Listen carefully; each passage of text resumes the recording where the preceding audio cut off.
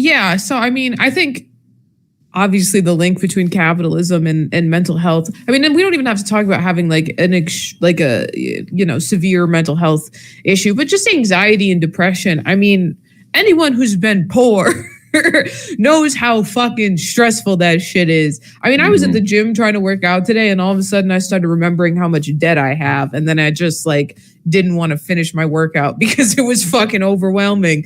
Like, I mean, I'm not even in that bad of a position financially anymore. Not as bad as I used to be, or like as bad as it was when I was growing up. So like, I mean, just thinking about it, like when I was a kid, I never should have had to know like that my parents were struggling to pay the mortgage, right? Like I never should have had that. I never should have had to worry about like, you know, my parents' financial situation. And then of course that just cyclical poverty, right? So, and I went to college. I didn't have anything like that. So, I mean, I was stressed about money myself. We talked last week that I used to sell drugs to pay for my fucking housing in college. And like, you know, it just compounds and it becomes really stressful. And I really realized like now I'm probably the most like mentally healthy I've ever been. And it just straight up is because like my finances are a little bit more sorted out than they were in the past. So I think so many people can relate to that. Like I don't have a mental health issue. I don't have mental health issues. I have a disability, but it's not a mental illness. So like, you know, really just the source of all my previous depression and stress solely rooted in my financial situation. I think it's true for so many people. And, you know, when I was smoking an insane amount of weed was when I was stressed about money.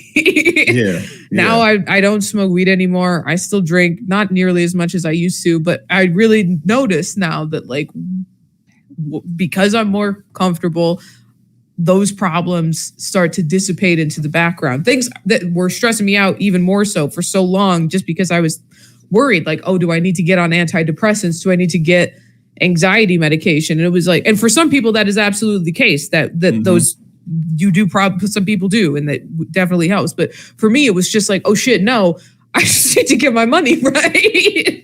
Right. I know that's for me for sure.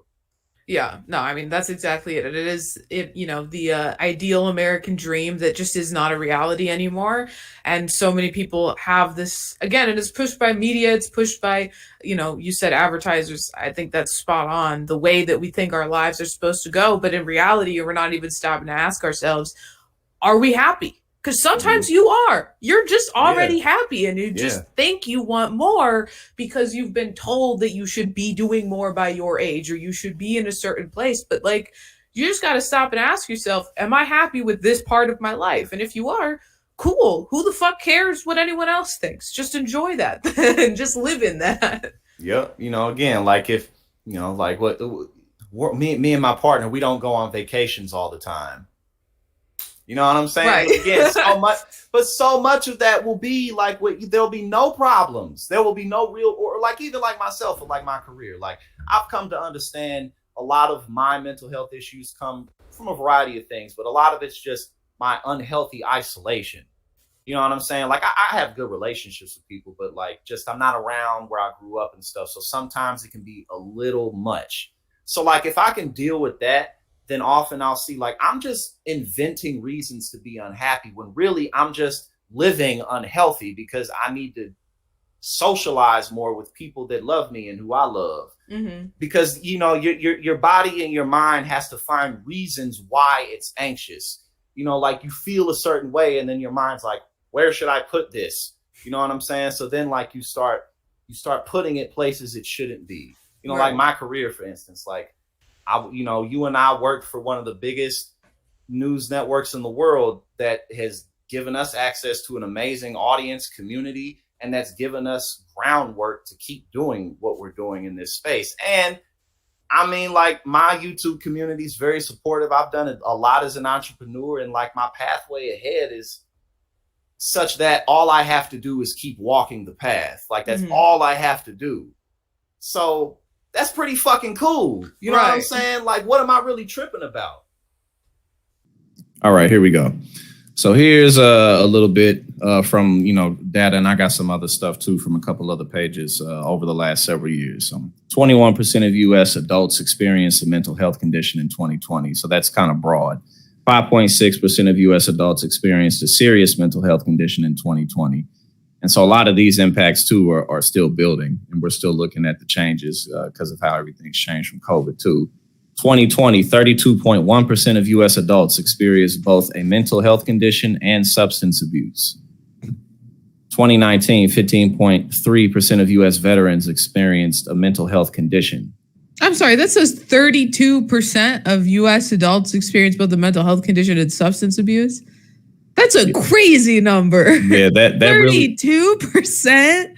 Yeah. Fucking hell. Yeah. And too, but like when you really think though, it's like, it's not surprising because it's so ironic how driven politically our system has been on anti-drugs, fighting against drugs. But at the same time, this is a country that allows for pharmaceutical companies to continuously advertise on television. Right. A lot of products that have proven to be harmful, that have proven to get people pushed onto things like heroin once they can't afford it anymore. Mm-hmm. And they don't allow this elsewhere. I mean, our statistics are ridiculous. I got I just have just notes and notes and notes here. This is old. I got other stuff to pull up, but like 157,000 people in local jails are there for drug offenses. So that's 25% of the jail population, but that's not the prison population. For that's the prison, humongous. Yes, in prison, 191,000 for drug offenses, 100,000 in federal prisons for drug offenses. And the numbers are just, and most of those people are there for parole violations, not necessarily for selling. It said 238,183 people are on parole for drug violations. 510,937 are on probation for drug violations, which one of the things I wrote down adds to the surveillance state.